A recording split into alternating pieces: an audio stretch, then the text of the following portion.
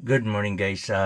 Today is Tuesday, May 26. Dito tayo nagpalipas ng gabi sa rest area. So naghilamos na tayo sa labas kanina, naghilamos, nagtoothbrush.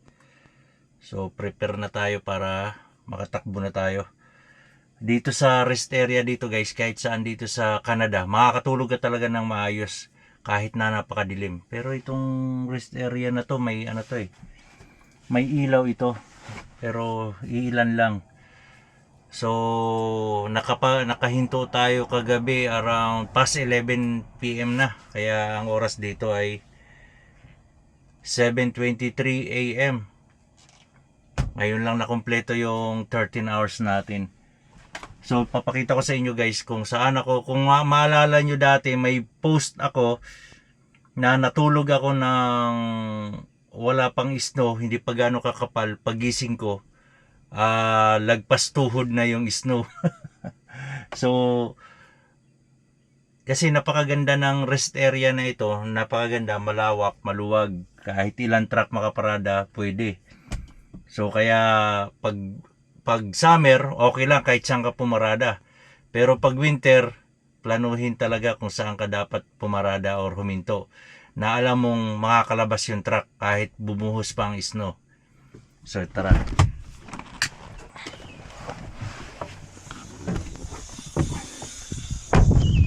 So dahil summer ngayon, dito ako pumarada sa loob. Ito yung rest area, meron doon sa kabilang side. Meron dito. So dito ako pumarada sa gilid, okay pa yan. Hindi ko na ginilid ng husto. Okay pa yan. Dahil summer. Pero pag winter, wag kang pumarada dito sa gilid talaga. Kumari, diyan ka lang sa may gilid ng malapit sa highway. Para pag bumuhos ang snow, matabunan ka man, konti lang papalahin mo. Kasi dito ako sa gitna nun, pumarada. Kaya ang haba ng pinala ko ng snow. Kasi ang snow nun, lagpas tuhod. Talagang hindi makakadaan, hindi kaya yung truck. Kaya ang haba ng pinala ko. Tamo. Napakaaliwalas, di ba?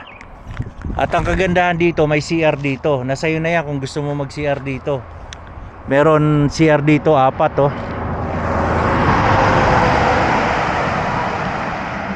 4 ang CR dito.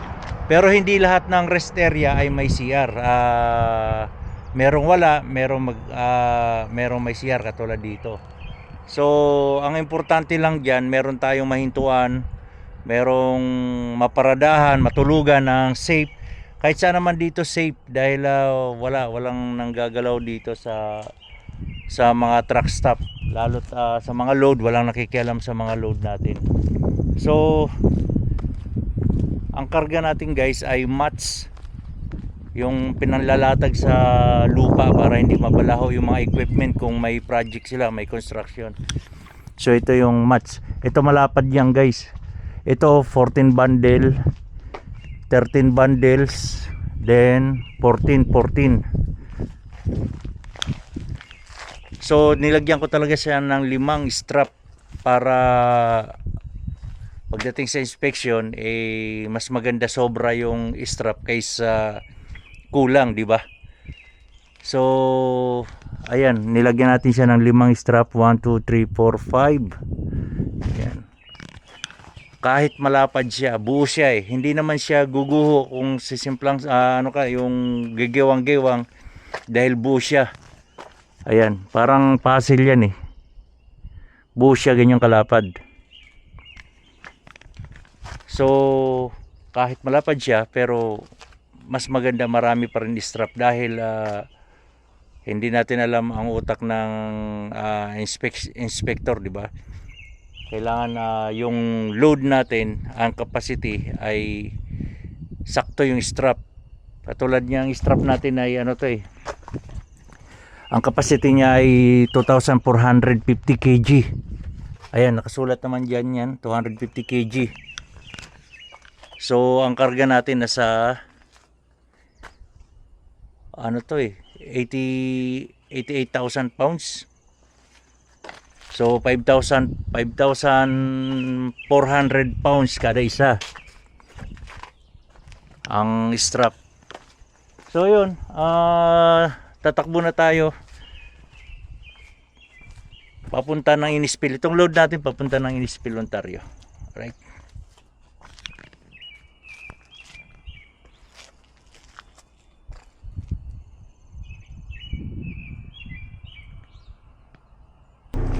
So guys, lagi kong pinapaalala, lagi kong paulit na sinasabi sa mga vlog ko.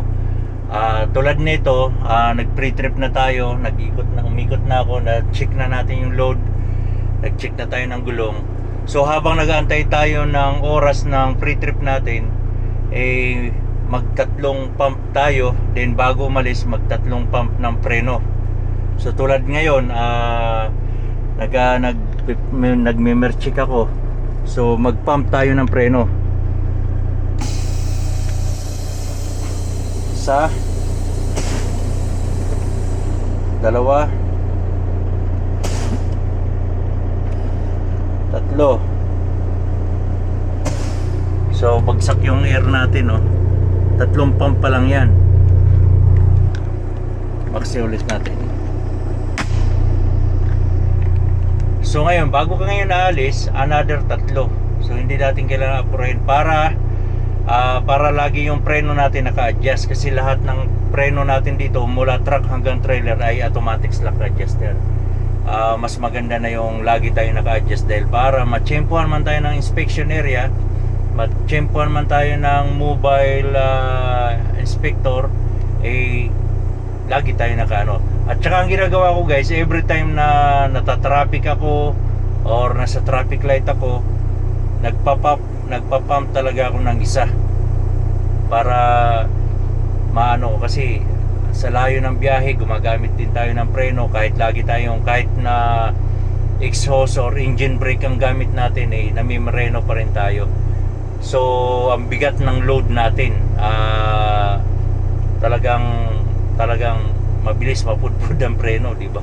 Kaya dito sa amin, pag nagpalit ng brake lining, kasama yata rim, dami, talagang dinidispose na, tapon na sayang pero ganun talaga, dahil nga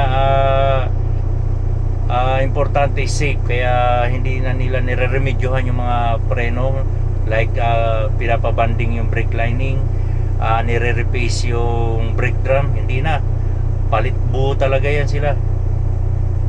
So yun lang ma-advise ko habang nagpe-pre-trip tayo, mag 6 pack. Alright. O tulad niyan, puno na, nag-breathe na siya habang wala pa to. Tagal tagal.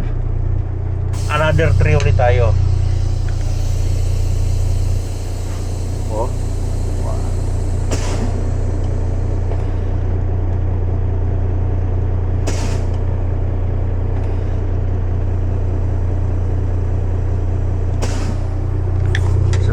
Same pa rin ang number niya. Yun lang ang ma-advise ko guys, para lagi tayong naka-adjust ng preno. Alright. So let's go guys, alis tayo.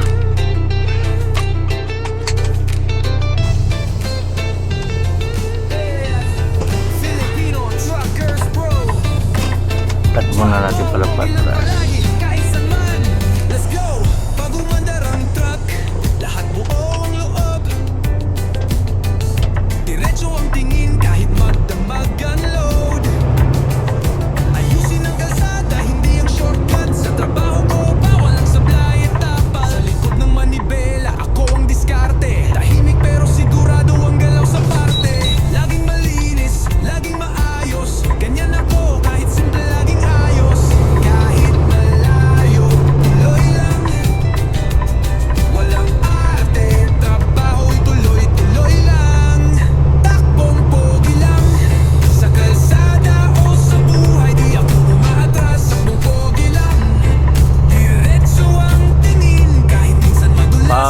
Slow moving ka pa, kasi yan pa lang ang takbo natin, 48 km/h. Nakaka-hazard talaga guys, kasi slow moving pa. Pero before 80 km per hour, pwede nyo na yun. May aberya, ayusin to ng buo. Di kailangan lakasan ng boses. Ang tiwala sa gawa, dun ako malupit. Pamilya ko'y okay, kaya buo ang isip. Hindi na ko lutang, ngayon ay solid. Kasama ko man o solo sa ruta, truck man ako kumpleto sa gawa. Pagdating ng dulo may ngiti, kasi alam ko buong araw ko'y maayos lagi. Takbong pogi lang sa kalsada o sa Tahimik ng kalsada, no? matras. Pogi lang, diretso ang tingin kahit minsan madulas. Nagsenyas yung ibang driver, mga truck driver, kasi may pulis pala dito. Filipino truckers, So ganyan dito guys, nagbibigayan ng signal, timbrihan, para hindi tayo mahuli ng overspeeding. Pero hindi naman tayo ma-overspeeding dahil ang takbo lang natin na 26. Pero yun ang kaganda, nagtitimbrihan ng mga truck driver. basta may Nasundan pa natin to yung monster ng farm. Mga pangararo ng farm to. kahit may harap pa rin ang manibela ko. Filipino Truckers Pro. Laki ng pangararo.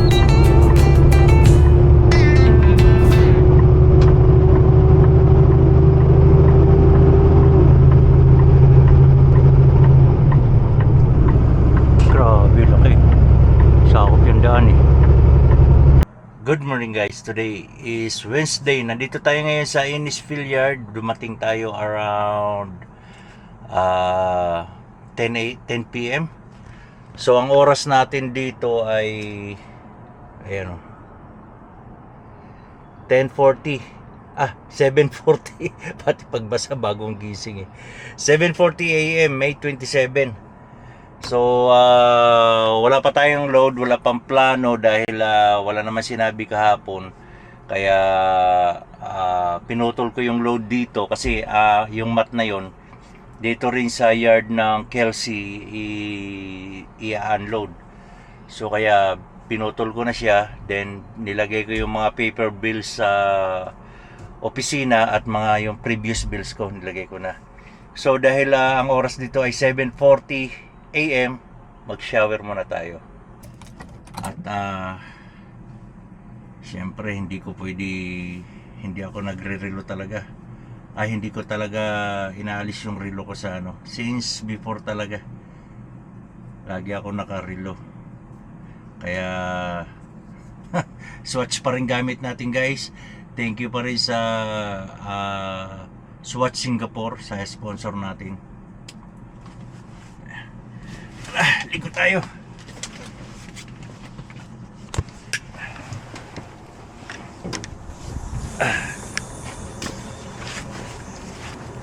So tahimik pero maraming truck ngayon. Maraming truck ngayon dito naka-standby Siguro wala pang mga plano dahil may mga truck dito, marami, 3. Dito rin marami. Bakit may sticker to isa? Sa kaya si Stay Positive.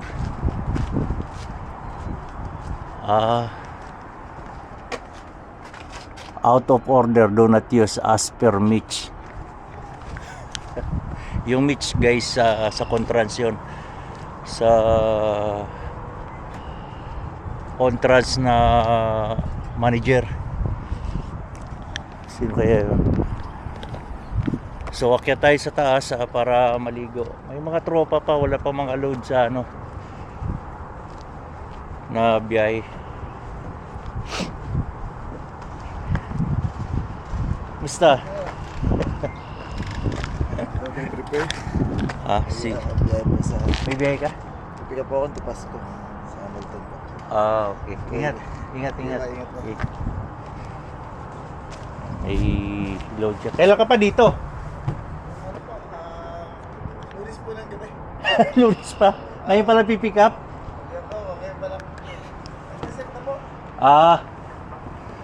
Ayan, kapag reset na siya, maka-pick up na siya. Ito yung tambayan namin dito, guys.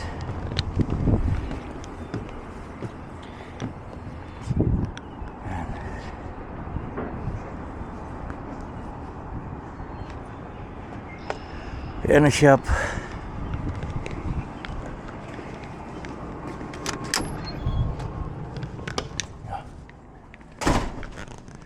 Walang tao ah. So, tahimik. Oh, big freight pala yun yung ginagawa ko.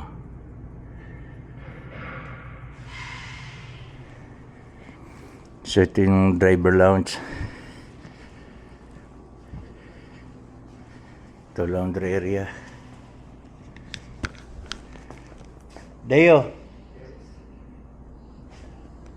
Oh, wala kang biyahe? Diyan pa ako. Good morning. Oh, good morning. Hi, good morning. Wala ka pang biyahe? Wala pa, di pa ako binigyan ng Tapos na yung training mo? kay Kuya Ares. Tapos na? Nagbakasyon naman. Wala pa rin sinabi naman ng Opisina? Oo, wala. Mula Monday? Kailan ba nagbakasyon si Aris? noong Sabado. Oh. Last day namin noong Sabado. Last day ngayon. Mm-mm. Pero baka siguro hinihintay, may hinihintay siguro na katin ko. Oh, baka... Pwede siguro. Kayo na lang kung pag... Pwede rin. Sino yun? Si Jilo, yung sira yung truck nila. Hindi natin Oh, van. walang bakanting kwarto? Wala. Ito si Franklin, Ah. tapos si Magjan. Ah, Tapos sa kabila si Victor yata yun.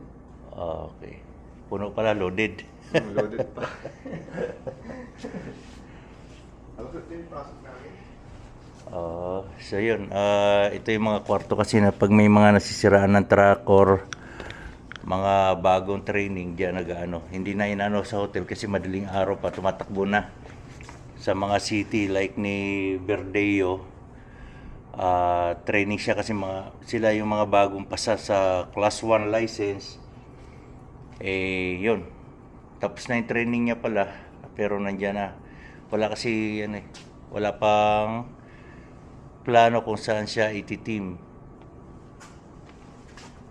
So dito guys, pag nakapasa ka ng class 1 license, kailangan mag-orient muna doon sa pinaka-contrans. Yun ang bago kasi naming company na hindi katulad dati na Kelsey pa lang, dito lang sa computer room namin mag-orient. Ngayon, dahil contrans na yung pinaka-main natin, doon ka nag-orient sa Woodstock. sa Woodstock. Dati pala yung big freight sa Woodstock din, kaso lang ang layo nga dahil lagi eroplano pa sila. So kaya itinigil na nila yung pagtitraining doon sa Woodstock, doon na lang mismo sa big freight mismo kasi meron naman din silang computer room. So ilan days kayo nag-orient doon? 4 days. 4 days. With pay naman na. Mayroon yan. Oo. Yung pang 4 days, doon sa Hagersville. Laman para sa securement. Sa load securement. Doon kami nag-last day. So yun yung about sa policy ko, rules and regulation ng company, then doon sa exam ng load securement, di ba? So yan yung career age. So dito naman, ilang weeks ka nag-training sa city driver kasi nag-training muna sa kanya, pero with pay na yan, per hour ka, di ba? 4 days kay Kuya Ares last week. Tapos ngayon nag-secure naman dito sa Anyag. Oh, yun. Kaya sa mga parating dito guys, yun, mula noon hanggang ngayon, nagpapaalala pa rin kami na mag-review dyan sa Pilipinas dahil nga hindi ganun kadali ang pagkuha ng lisensya dito. Sa kotse pa lang duguan na, lalo pagdating sa truck. Kasi marami review, schooling talaga. Siguro hindi ito katulad sa ibang bansa na medyo madali lang kumuha ng lisensya. Dito talaga muntik na nga sumuko rin yung taga Big Freight na isang driver din doon na talagang kasi nga at sa atin pag driver lang, wala na schooling basta may lisensya. dito, pagdating sa Canada, talagang mag-schooling ka. Back to zero tayo. Kung paano kumuha ng kotse, hanggang sa paano kumuha ng lisensya ng truck. So talagang pinaghirapan natin ang lisensya dito. At hindi lang biro lisensya lang, dahil napakamahal ng lisensya. Kaya lalo siyang nagmamahal dahil nga sa pag-stay mo rin dito. Kung pag nakailang ka ng take, Oo. yun, nadami talaga yung kuwan mo sa... Ano lang kasi ang nagpapatagal yung schedule, kasi hindi lang tayo ang kumukuha ng lisensya. Kaya diyan pa nga lang, binibigyan na kayo ng advice ng Mercan, mga tropa dito, na mag-review talaga. Huwag nyo i-ignore kasi mapapasabi tayo, kahit ikaw, sabi mo sa Pilipinas, ay doon na lang kasi kaya naman yan. Kaya. Oh. Pero Wala, ang hirap. Basta, kung pwede lang sana dyan sa Pilipinas, mag-review na lang. oh, Para dito, medyo, marami medyo nang alam na. konti na lang idadagdag mo. Kasi ganoon ang ginawa ko nung sinabi ng Mercan na kuya, kailangan talaga mag-review kayo. Nag-review kami sa loob ng Mercan, sa loob. May araw kami pumapasok kami doon. Tapos ng biyahe. talagang may schedule na ano. Schedule. Bali, papasok kami sa Mercan, doon kami mag-demo-demo. Tapos sa bahay, nagre-review ako. Talagang pagdating dito, isang take lang ako sa exam ng kotse. Walang nasayang. Kasi yung review sa kotse, the same sa Oo, exam. sa exam. Ngayon yung sa truck, ganun din. Biro mo ang kumuha ko ng class 1, 1 week lang nakapasa ako. Kasi sa Pilipinas pa lang nag-focus na ako. Focus na. Dahil lang sabi, mahirap kumuha ng lisensya. Siyempre, first time ko pumunta dito, kabado ako, kailangan prepare. Pero na. So, parang within 15 days, nakakuha ko ng kotse at truck license. Saglit lang sa inyo, no? 15 days. Wala kaming schooling. Yun ang pinakamahirap sa panahon namin. Walang schooling. Dahil pag tutik lang kami, pag bagsak, uwi na. Wala. Uwi na kami noon. Ganun kahigpit dati. So, yun. Kaya, within 2 weeks, nakakuha akong lisensya. Solo pa ako noon. Walang mapagtanungan. Oo, Talagang sarili nyo talaga. sarili lang. Badi Idol! Musta? Okay lang. Nasa shop ang truck. Sa shop ang beat. Hindi, na-orderan ng pizza kahapon. Mali daw. Mali. Hindi na kuan orderan ulit. Oo. Kaya may load sana, sabi ni dispatch. Pero ewan ko ngayon kung magawa. Nasa shop. Dito sa kuan. Sa dealership. Sa Kenworth. Oo. Ilang buwan ka na, Jerome? Nag-isang taon ako mula na dumating dito. Mula dumating? Sa Canada Oh. nung May 24, nag-isang taon. Pero nakuha ko yung lisensya ko November 11. Bale, totally hired ako ng company Oh, November 17. November 17 ba? November, December, January, February, March, April. Naka 6 months ka na rin pala, mag 6 months. 6 months na ako dito na totally hired. 6 Awa ng Diyos, nakasurvive naman sa winter dito. Yun. So Kaya yun, lang nakakatakot sa mag-drive sa winter. nakakatakot. Yung Tsaka hindi pa, compact ice yung nakakatakot. Tsaka Compact- yung black ice sa west. hindi pa fully na-encounter mo yung winter eh, di ba? Hindi pa yung winter na yun, parang warm up lang yung Warm up. winter. Oo, kumbaga patapos na yun eh. Oo. Patapos na.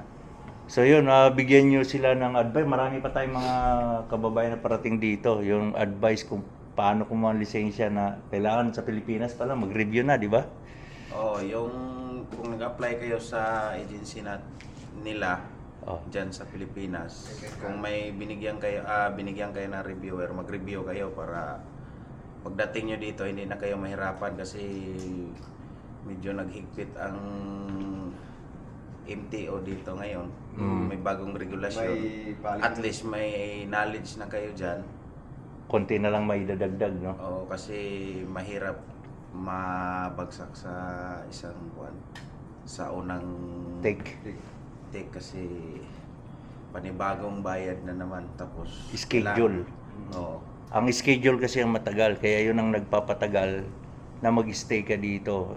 Unlike kung mapasa ka agad, umpisa ka na agad, di ba? Official totally hired ka na. Ano, baba muna ako. Oh, sige, sige. Trabaho muna. Okay. Okay, okay. Okay, salamat sa tips sa mga tropa. Ligo rin muna ako. Okay. Yun ay may mga tips na kami. At sa mga hindi pa nakakaalam kung anong agency kami, Mercan Canada Employment Philippines. Agency kami sa Robinson Ortigas, 5th floor. So ito yung washroom namin guys, shower and washroom. Ayan. Dito tayo. May mat pa kami. Saan kayo punta? Kaya kami truck. Practice. Malapit din, naisip na ako eh. Exam. Final. Oh, Good luck. Ayan. hanapin nyo si Gary. Guys, dami namin Gary, wait now. Kasi mayroon truck dyan na hindi pwede gamitin eh. Ano exam? So tapos na tayo makaligo guys. Dahil wala pa tayong load, magpe-prepare muna tayo ng mga kailangan natin. Kailangan natin ng washer fluid, coolant. So kukuha tayo ng coolant at washer fluid. Then dito sa amin guys, yung mga truck namin, kahit na may kunting crack lang, pinapalitan ka agad buo. So yung truck na yun, papalitan din ng windshield. Bali 3 truck ang papalitan ng windshield. Ito sila yung mga nagpapalit. Ayan. So yun, kuha tayo ng washer fluid. Dito unlimited yung washer fluid, unlimited kumuha ng ano ba tawag nito, coolant. Yun. Tara, kuha tayo. Go, kuha tayong ano. Siyempre kuha tayong gloves. Daming kalat dito mga kulit.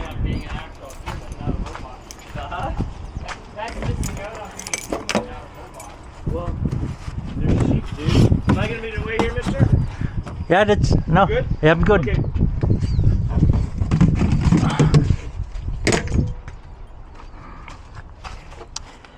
Ito yung sa coolant.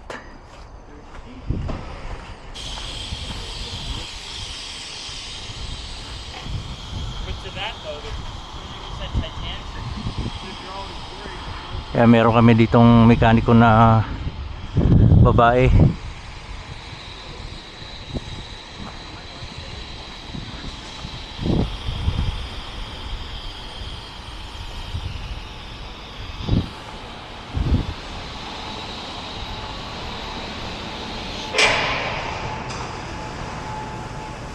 Ay, shop namin napakalinis.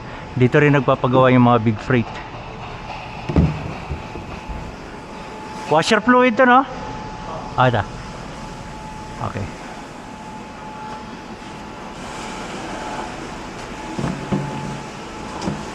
Morning. Good.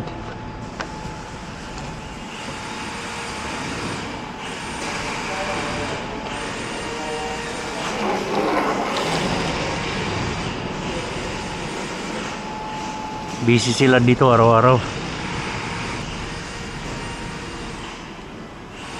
Then ito naman yung coolant. Tinalon pa no? Iba talaga yung maliit eh.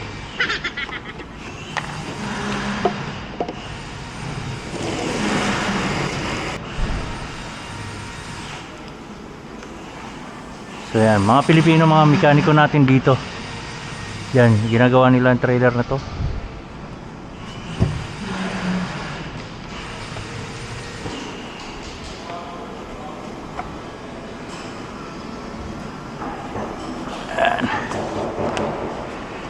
Si Nakita.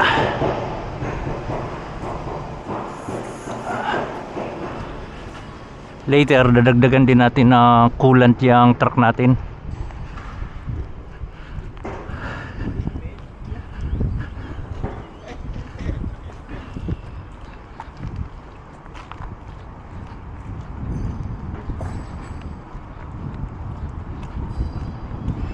Ganyan pala kasi lang paggawa ng windshield, oh.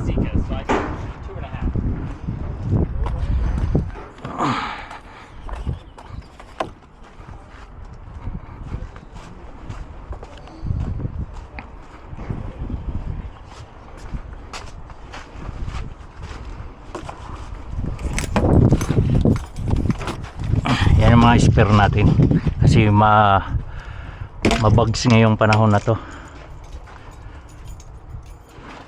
May pangar ka na. Wala pa. Kantay pa. Wala kayong gawa. Magpa-practice kami yung strap na may bakal, ay yung may ikwan. Paano ba to? Paano ba ito? Maglagay tayo ng coolant. Wala na yung gumagawa.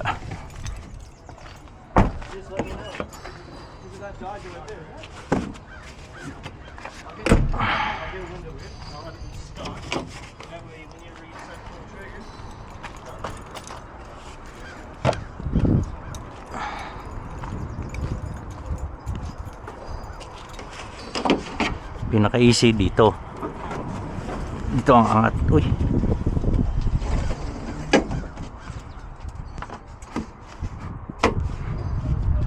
check na rin natin.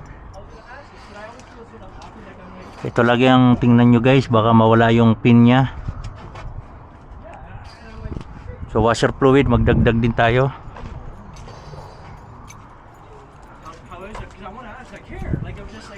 Check na natin langis habang nakatambay.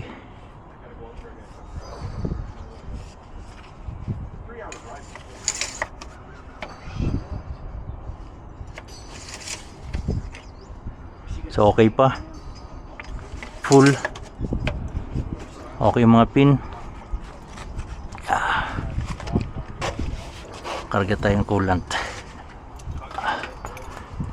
Kasi kailangan sa malamig. Dito sa may kulay blue. Yan ang full.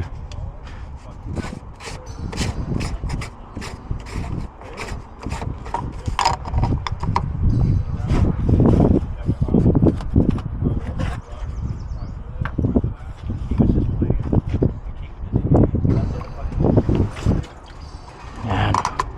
Ayun ang gauge niya. Yan ang guhit, kulay blue.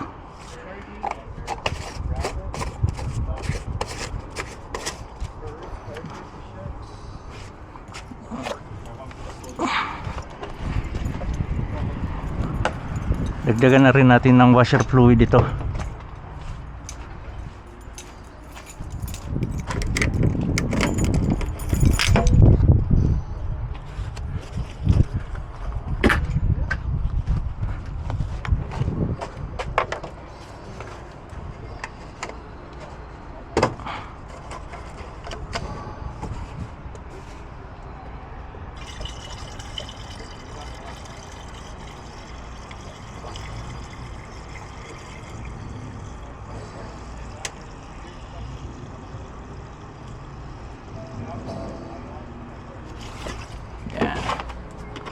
Right, so dagdagan natin ito ulit. So hanggang dito na lang tayo guys. Okay na, kompleto na. Ready to go na si Kenji. At wait na lang tayo ng biyahe. Ingat-ingat na lang at takbong pogi lang.